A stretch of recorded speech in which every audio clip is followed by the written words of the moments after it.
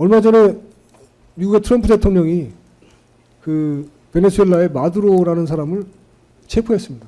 그거는 법리적으로는 마두로라는 사람이 대통령의 지위에 있지 않다는 걸 전제로 해서 이루어진 작전입니다. 그러면 마두로가 신병이 확보됐기 때문에 미국 법원에서는 마두로가 베네수엘라의 대통령인지 아닌지 또는 미국 법원이 마두로의 관할권이 있는지 없는지를 법리적으로 판단할 겁니다. 그러나 그 마두로를 체포하기 위한 군사작전 그 자체는 대통령의 고유한 통치권한입니다. 군사작전입니다. 그건 사법심사의 대상이 되지 않습니다. 근데 지금 대한민국 검사들이 하는 수사는 그런 경우에 명령을 거부하라는 겁니다. 지휘를 받는 군인들이 각자 판사가 되고 검사가 돼서 명령을 거부하라는 겁니다. 그러면은 그런 작전이 이루어질 수가 없죠.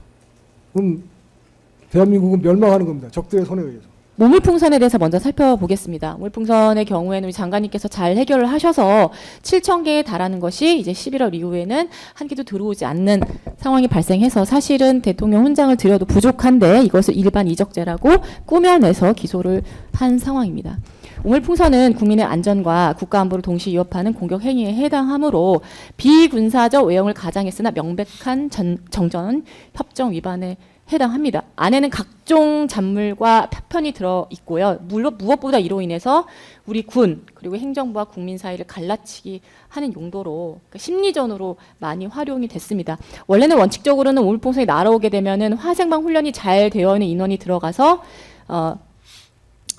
분해하고 회수합니다. 당연히 군 입장에서는 매몰 비용이 발생할 수밖에 없고요. 이로 인해서 시민들이 공포에 떨고 뭐 주말에는 야외 외출을 자제해야 한다든가 혹은 느닷없이 떨어진 우물풍선으로 해서 피해를 신고하는 일이 주로 수도권으로 집중이 됐습니다.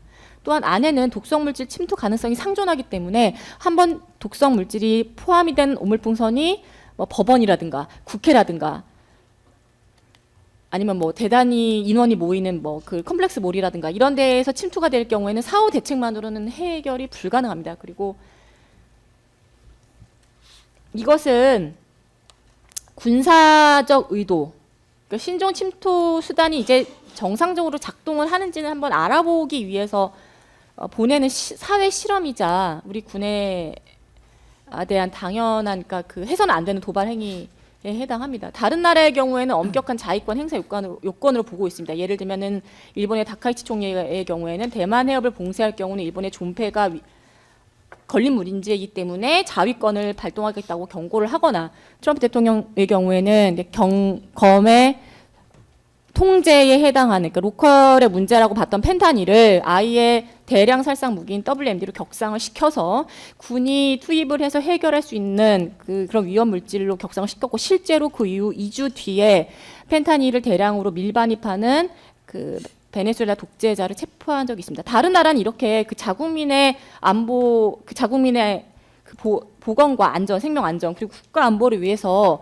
행정부 수반이 자위권 행사를 하게 되면 칭찬하고 지지하는데 대한민국의 경우에는 오히려 이것이 범죄에 해당한다고 하면서 기소를 하고 있는 상황입니다.